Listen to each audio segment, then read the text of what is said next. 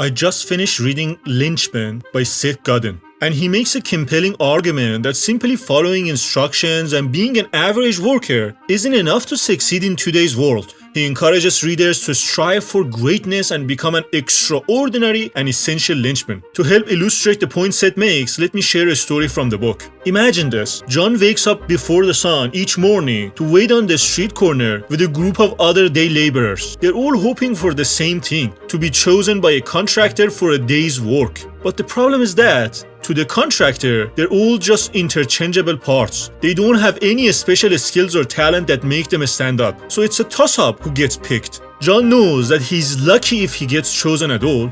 This is very similar to the manufacturing industry during the Industrial Revolution. Companies realized that they didn't need highly skilled workers to manufacture complex products. They could break down the production process into simple steps that anyone, even unskilled laborers, could perform. Today, manufacturing jobs are still out there, but they've become even simpler. Workers are expected to show up and follow instructions precisely, without any room for deviation or creativity. They're replaceable and often outsourced to countries where labor is cheaper.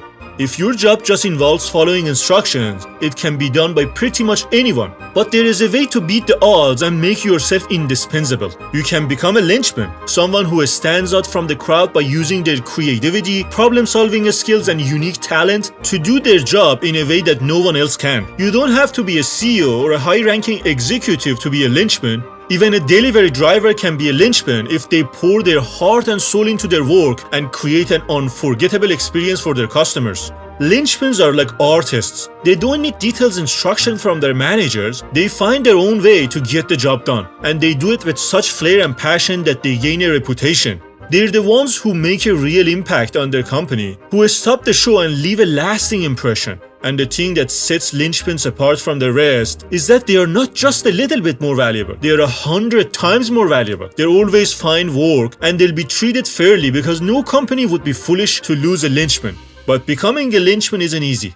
It requires overcoming our fears and taking risks, two things that can be incredibly difficult. Fear can hold us back and keep us from pursuing our dreams and reaching our full potential, but we can learn to overcome it by not indulging in it. Instead of constantly checking our email for negative feedback, we can focus on other tasks and allow the fear to recede. We can pursue multiple goals and passes so that fear of failing in one won't be so overwhelming. Becoming a linchpin doesn't require any special talents or an Ivy League education. It simply demands that we make a conscious choice to overcome our fears and take risks. Linchpins feel the same fear as everyone else, but they acknowledge it and move forward with their work.